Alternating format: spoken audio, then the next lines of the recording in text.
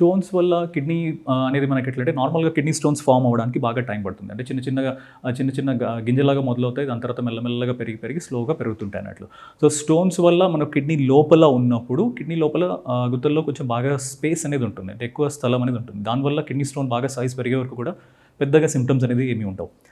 ఒక్కొక్కసారి recent history of travel ఉండి ఎక్కడైనా బయట వెళ్ళినారు, లేకపోతే బాగా ఏమైనా స్ట్రెయినస్ యాక్టివిటీ అట్లా అయిందన్నప్పుడు ఆ చిన్న స్టోన్స్ అనేది బాగా కిడ్నీలో అతుక్కుని ఉండే స్టోన్స్ అనేది బయట వస్తాయి, ఆర్ ఆ పైప్లో మధ్యలో అడ్డుపడతాయి. పైప్లో అడ్డుపడినప్పుడు అప్పుడు పెయిన్ అనేది తీవ్రంగా రావడం మొదలవుతుంది.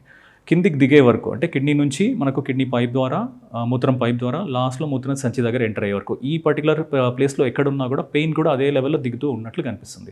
కిడ్నీ లోపల ఉంటే ఎగ్జాక్ట్గా రిబ్స్ కింద పెయిన్ అన్నట్లు ఉంటుంది.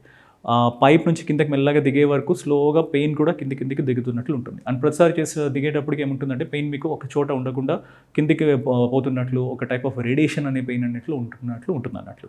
థర్డ్, కొంచెం అన్యూజువల్గా పెయిన్ ఏమన్నా ఉండొచ్చు అంటే మాత్రం కొంతమందికి బీడ్జాల దగ్గర నొప్పి రావడము, లేదంటే యూరిన్ పాస్ చేసేటప్పుడు నొప్పిరాగా ఉండడము, ఇట్లాంటి పెయిన్స్ కూడా కిడ్నీ స్టోన్స్ ఉన్నప్పుడు ఉంటాయి.